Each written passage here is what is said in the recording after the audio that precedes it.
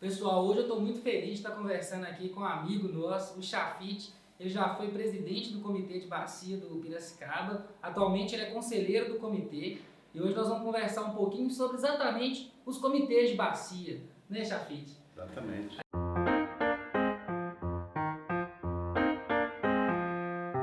A gente gostaria de saber, assim, primeiro, o que é um comitê de bacia e por que ele existe? Olha, na verdade, o Comitê de Bacia é um instrumento de política pública que trabalha exatamente esse gerenciamento dos nossos recursos hídricos. Então, o comitê é exatamente para juntar os segmentos sociais, né, que são as prefeituras, que são os usuários, as empresas, as ONGs, né, o Estado e o governo federal para discutir as regras de utilização dessa água em busca de uma água de qualidade e em quantidade, principalmente para gerações futuras, né? Então, dentro da própria Constituição, tem lá as prioridades de utilização da água. E a primeira delas é o ser humano. Depois é os animais, para depois ser as empresas e a questão dos recursos financeiros, né? Então, assim, a água é um bem finito e público. Então, essas coisas que é público, às vezes, não tem dono. Então, por isso você tem que ter um gerenciamento. Porque o cara garantiu a sua água, problema dos outros. Eu já tenho a minha. Então, você garantir uma água para todo mundo, né, você cria essa política, criou-se, né, essa política pública dos comitês de bacia hidrográfica, onde os segmentos se reúnem mensalmente e discute as estratégias, né, e a execução também, porque cada comitê tem seu plano de ação, tem seu diagnóstico, então tem uma série de trabalhos que tem que ser feito, né, inclusive dentro da lei você tem, né, o cadastro de usuários, você tem a cobrança pelo uso da água, né, nós criamos muitos estudos, muitos seminários, né, temos os sites, temos uma comunicação que não é grandes coisas, mas que funciona, está lá com transparência, né, todo o trabalho durante esses 20 anos praticamente de comitê, né, e praticamente assim, decide, tem força, né, porque, por exemplo, a cobrança pelo uso da água foi um pacto social, onde a gente elaborou um projeto de lei, mandou direto para o Executivo, e o Executivo aprovou. Depois, antes disso, nós fizemos umas pré-conferências, conferências, passou essa discussão na Assembleia. Mas não foi uma coisa que o Executivo fez, mandou e nós aprovamos. Não, ele veio de baixo para cima, né? A gente, enquanto segmentos, decidimos, tomamos decisões, todas as outorgas passam pelo comitê, né? E isso gera uma discussão. Nós temos lá várias câmaras técnicas que põem essa discussão, encaminha ela para a plenária votar. Eu acho que assim, eu fico muito feliz pelos anos que eu gastei na minha vida com o comitê, porque eu vejo resultados. Além da cobrança que entra 40, 50 milhões, né, praticamente por ano para o comitê fazer esses projetos, porque nós não podemos comprar nada, a não ser fazer estudo, projeto e investir no funcionamento dessa política pública, né? Então, praticamente, o principal resultado foi os planos municipais de saneamento, o nosso plano diretor, que nós estamos refazendo ele agora depois do acidente do Doce, né? E o Rio Vivo, que é um programa de produtor de água, onde a gente disponibiliza, né, um estudo com as ferramentas que cada propriedade rural tem que fazer para preservar sua água em quantidade e em qualidade. Então, o comitê ele tem uma função pública, política, social, né, principalmente de apoio, né, a essa questão da nossa água, que é uma água que pode acabar por falta, principalmente pela agressão que a gente faz hoje ao meio ambiente. Chafite, muita gente acredita que ambientalismo, sustentabilidade são coisas que não dá dinheiro, então que o produtor rural não quer saber disso, que isso na verdade atrapalha ele ganhar dinheiro.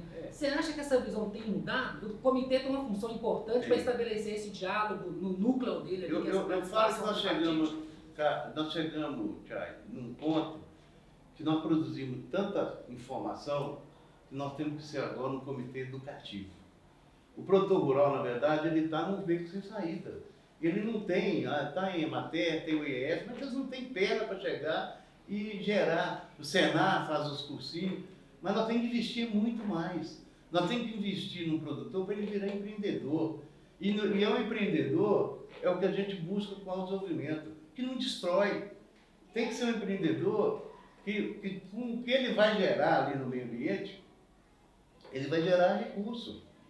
Agora, se não tem ninguém para ir lá ensinar ele, para orientar ele, esse programa nosso Rio Vivo foi exatamente isso. Nós fizemos em cada propriedade um diagnóstico. Falei aqui, ó, na sua propriedade, você tem que ter uma curva de nível, você tem que ter uma caixa seca para preservar a sua estrada, você tem que ter uma barraginha para a água filtrar em vários pontos do topo de morro que você desmatou, e aí a água não infiltra. Você tem que ter fossa séptica na sua região, para o seu córrego estar, na sua propriedade, para o seu córrego estar limpinho, né? Você tem que ter o cercamento da nascente, e a mata que você preservar, daqui a pouco nós vamos pagar por ela, né? Que é a compensação ambiental. Então, isso tudo já está aí, ó. Nós entregamos agora 300 diagnósticos no São Luís do Pará.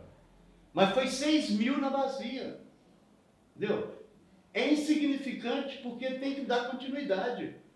O comitê hoje discute, porque as empresas, não, nós já investimos o que tinha que investir. Não, senhor. Agora é isso. Esse trabalho do Rio Vivo é o trabalho educativo que nós temos que fazer. De ir lá ensinar o produtor rural a captar água de chuva, ensinar o produtor rural a cercar a nascente dela, para não deixar o boi pisotear a água que ele tem. Então, assim, você tem que reeducar um produtor que é desconfiado. Porque só vão lá na época da eleição pedir voto, prometer as coisas e não volta mais. O produtor rural precisa de ser orientado, educado, acompanhado, voltar a criar as cooperativas, né? Criar o exercício de discussão, de planejamento coletivo, né? Isso é um exercício que o produtor rural não sabe, ele não planeja a propriedade dele. Ele levanta já pagando incêndio de tanta coisa que ele tem que pagar, empregado, isso, aquilo, e acaba que ele não planeja a propriedade dele. Nós temos até um cursinho de planejamento rural, exatamente mostrando onde ele pode mexer e não pode mexer dentro da propriedade, nas reservas. Então, assim, falta informação e falta qualificação. Por mais que tenha aí Emater, o Senar, é pouco pela demanda que tem. E o produtor, na verdade, é o que mais desperdiça água, né? Ele deixa embora, por exemplo, a água de chuva, né? A bica dele é cultural, é aquela água correndo, mas não cuida da nascente dela, uma hora ela vai secar, né? Então, assim, não faz o manejo do acero para não pegar fogo, faz a queimada de forma irregular, queima o lixo de forma irregular, então faz um punhado de coisas de forma irregular. E aí, lamentavelmente, a Polícia Ambiental, em vez de também ir lá e educar, vai lá só para punir. Então isso é um agravante que o produtor rural é desconfiado. Ô Chafi, a gente está vendo um monte de avanço que teve aí com as políticas do CDH. Você já falou mais detalhadamente do Rio Vivo. A gente sabe que também, que você já citou antes, sobre os planos municipais de saneamento. Fala um pouquinho para a gente sobre os planos municipais de saneamento e frisa também, se possível, os principais desafios que você encontrou aí nessa jornada. Eu vou começar pelos desafios. Vou te falar um que foi complicado. Foi agora, nós aprovamos a qualidade da água, o relatório da qualidade da água. Levaram-se quase 10 anos. Você tem um relatório para comprovar que a qualidade de água do Rio Piracicaba é uma qualidade de água suspeita. Está lá 87% de esgoto e quase 50 e tantos por cento de resíduo pesado, né, de rejeitos que está no rio. Metalurgia, mineração, um punhado de empreiteira. Mas, de qualquer maneira, ficou comprovado com esse relatório que a qualidade do rio é uma coisa que nós temos que prezar por ela, pensar, porque senão vai só piorar. A qualidade da água do Piracicaba, ela chega a estar igual ou pior do que o do Rio Doce. E o desastre foi lá no Rio Doce, né? Mas esse é um dos desafios. O outro desafio, recurso nosso, nós temos uma cobrança, o recurso vai para o Estado o Estado, para devolver esse recurso, é uma novela. E mesmo assim, nós fizemos quase 270 planos de saneamento, coisa que o Estado não fez nenhum, né? No Piracicaba, no Santo Antônio, no Piranga, até no Espírito Santo nós fizemos plano de saneamento por causa do doce que deságua lá. E o Estado, lamentavelmente, foi um horror. Houve um desmonte do IGAN, no meio ambiente, né? Perdemos quadros de pessoas, porque você investir nesses profissionais do Estado leva anos. E nós estamos investindo numa política pública, não tem difícil de se ver. E nós temos muito resultado em Minas. O IGAN fez um trabalho fenomenal. O problema é que agora virou uma bagunça, porque faltou recurso demais e aí não tem quadro para encaminhar os projetos, a prestação de conta. A maioria dos comitês estão pendentes em prestação de conta. Né? E nós não fizemos feio, porque o plano tem qualidade, né? Tem consistência nele, nós vamos atualizar ele ano que vem. Né? Deu para mostrar para a população que os rumos da cidade, a lei hoje dá a condição da população, da sociedade estar junto, né? O plano nosso foi todo feito em audiências públicas, em seminários públicos, o povo falando do lixo, falando da água, do esgoto. Então, assim, foi muito interessante. E o mais legal que eu achei, nós tivemos várias metodologias de plano. No Piracicaba foi uma, no Caratinga foi outra, e ainda tinha um da Funasa, que era outra totalmente diferente. Então, aí deu para a gente aprender muito sobre isso. E os planos de saneamento. Hoje nós temos um plano, sabemos o que tem que fazer para nós termos uma água de qualidade e quantidade, sabemos o que nós temos que fazer para ter um esgoto limpo. E o lixo? O Estado investiu durante 40 anos no resíduo e não resolveu o problema do lixo. Hoje nós temos um punhado de usina de compostagem, aí, de triagem de compostagem, mal gerenciada, porque nós não qualificamos quem é que entende de lixo no seu catador de papel, de material reciclável. Eu estive agora no Paraná, a Itaipu está investindo em 57 prefeituras em associações de catador de papel. Gera emprego, qualifica o manejo desse lixo, chega menos lixo lá na usina, o aterro tem uma idade, né, de durabilidade maior. Né? Então, e aqui em Minas, que tem uma força associação de catadores de papel, praticamente é excluída. Nós construímos uma política pública com competência, nós temos associações fenomenais, nós temos as Mares, nós temos de Nova Era, nós temos todas essas eu ajudei, graças a Deus, isso para mim é uma gratificação de ter ajudado a organizar, né, estatuto, Timóteo, até recursos nós colocamos para ajudar a concluir as obras. Como colocamos recursos na Copasa para ajudar a concluir as ETs. Mas ninguém fez o que nós queríamos, a não ser Jaguaraçu, rede coletora. Não adianta eu investir milhões de reais em ET se eu não tenho como o esgoto chegar nela. Jaguaraçu fez tudo por conta própria, suspensa, em concreto, dá um show. Mas não tem ET. Mas tem rede coletora, porque lá é muito pequenininho, não tem dinheiro e não fica uma ET cara. Mas os prefeitos espertos, eles querem ET, porque a ET é 70 milhões. A ET é uma estação de tratamento de tratamento de esgoto. Entendeu? Ela é cara, porque você precisa de caixas de concreto tamanho dessa aqui, que não pode ter oxigênio por matar os micróbios que vêm no esgoto e consumir aquilo ali. E entrega, você tem condição de entregar aquele esgoto para o rio com 90% de pureza. Como o Estado não fiscaliza, entrega aí a 70%, 80%, porque você gasta para limpar essa água. Né? Então, assim, os nossos planos de saneamento agora é executar. E aí eu tenho feito uma rodada nas câmaras municipais, porque você chega para o vereador, a culpa é do prefeito que não executa o plano. É sim. Mas também é da Câmara, que ela aprovou uma lei, ela tem que normatizar um punhado de ação que está no plano, que o prefeito não pode fazer nada. Eu não vou fazer uma coleta seletiva para me ter o horário do caminhão passar, e aí o caminhão passa, e aí o cara vai lá, depois o caminhão passou e põe o lixo lá. E ele não sofre nenhuma punição nisso, uma intervenção educativa nisso, penas alternativas, por exemplo. reeducar o cara, porque é um expedir pouco. Você tem lá, faz a divulgação, vai de casa em casa, o horário do caminhão passar é tanto, e só espera o caminhão passar para ele ir lá e pôr mais lixo. Entendeu? Então nós temos que trabalhar essa consciência do cidadão. Mas, voltando ao comitê, o desafio principal agora é nós resolver a situação da agência, que a agência sem dinheiro ela não anda, é uma agência única para economizar. Mas uma agência única com recurso só do Piracicaba nós não queremos mais. Chafim, você está querendo me dizer então que a gente tem uma agência para executar o dinheiro que o CDH arrecada daquela lista de empresa que está pagando pelo consumo da água. Só que esse dinheiro vai para um bolo, para uma agência que ela não administra só o Piracicaba. Não. Então ela gasta esse dinheiro com tudo. Então, apesar de um comitê, que nesse exemplo nosso é o Piracicaba, ficar com a maior parte da degradação ambiental, na hora de você fazer o manejo desse recurso, ele vai igual para todo mundo. Eu bati nessa tecla há muitos anos, mas agora de uns anos para cá, até os representantes, às vezes usuários, já estão vendo que é um absurdo.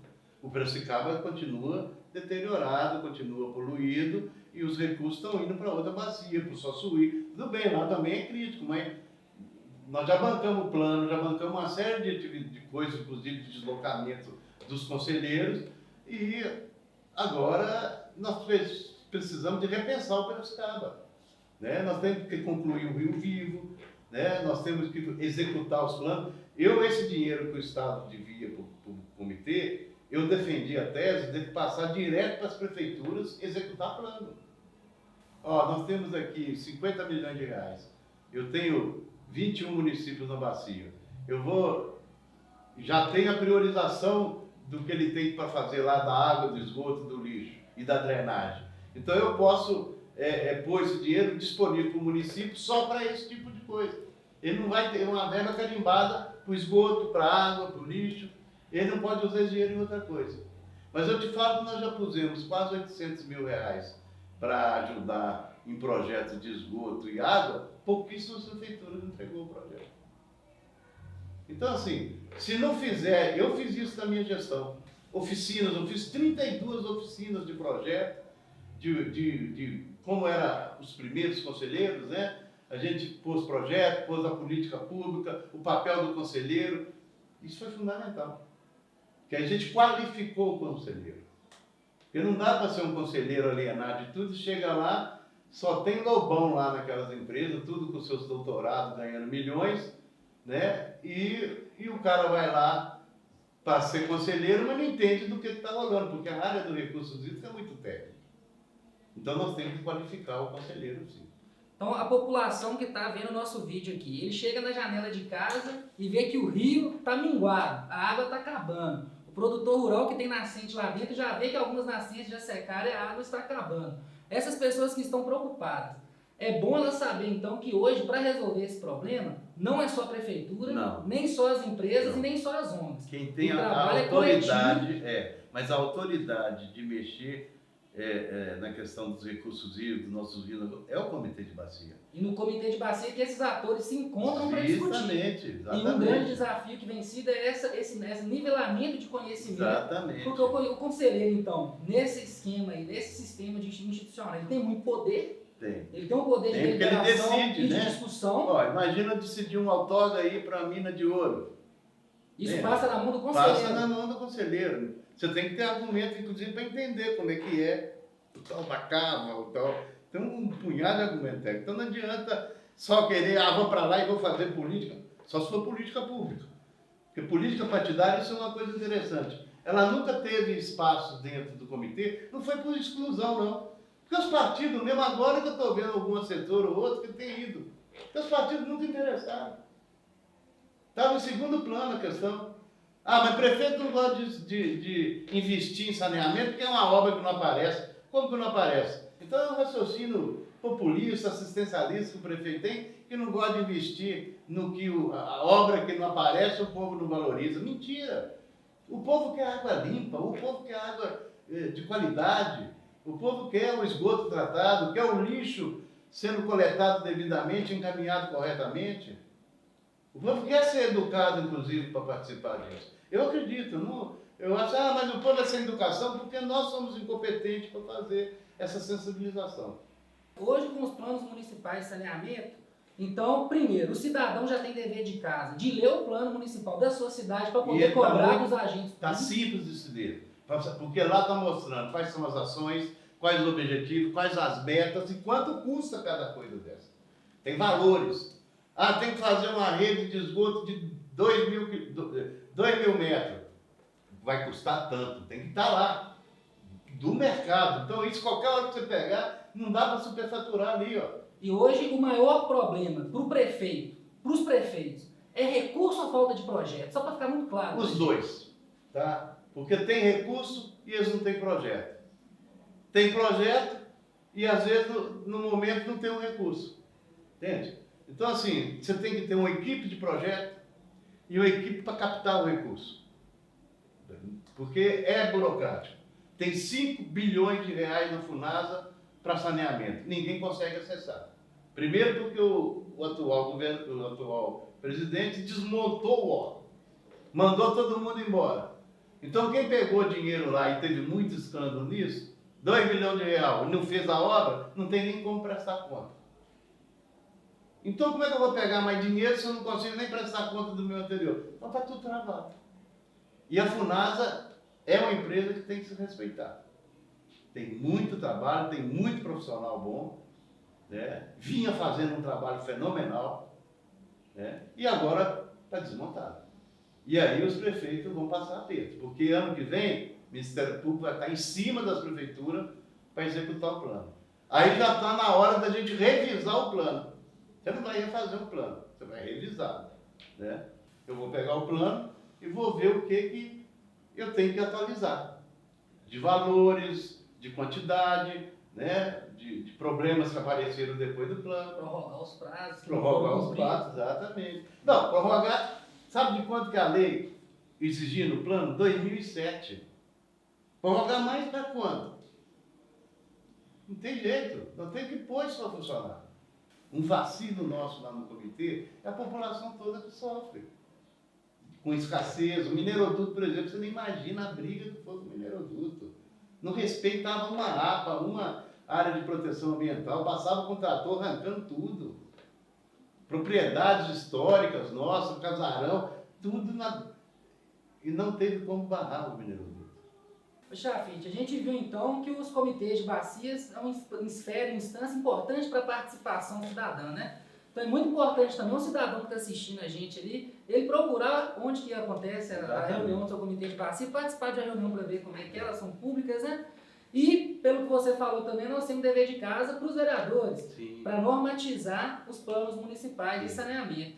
E o que você vê para o futuro aí, as perspectivas do comitê, o que você acha assim para a gente concluir nossa conversa? Olha, primeiro é essa questão da participação da sociedade, é fundamental, porque é só com ela presente que nós vamos conseguir ter força para decidir estratégias que beneficiam a população. Isso é fundamental. O plano de saneamento vai ser uma luta permanente, porque é um querendo empurrar para o outro a responsabilidade da não execução. Então eu acredito e acho que o caminho do comitê agora vai ser muito mais esse caminho educativo. Entende? Nós já temos assim, executar o que nós já temos no nosso papo, que é muita coisa para fazer, garantir os nossos recursos, garantir uma agência que valorize o Piracicaba, porque lamentavelmente a IBIO ela não valorizou o Piracicaba pelo tanto de tempo, porque não foi só a minha gestão que era mais crítica, atual, todo mundo está reclamando disso, aliás, começaram a reclamar até mais do que eu sobre retenção dos nossos recursos, contingenciamento, né, cara? Virou moda a palavra, né? Então, eu acho que assim, eu sou otimista. Eu acho que precisa de fazer uma rotatividade no comando do comitê para não ficar só na mão de usuário, só na mão de prefeitura, só na mão de ONG, né? E cada conselheiro que entra ali, qualificar ele. E a população vai lá visitar para ver como é que está sendo o trabalho. Né? O pequeno produtor. E aí é importante o comitê fazer essa prestação de conta também.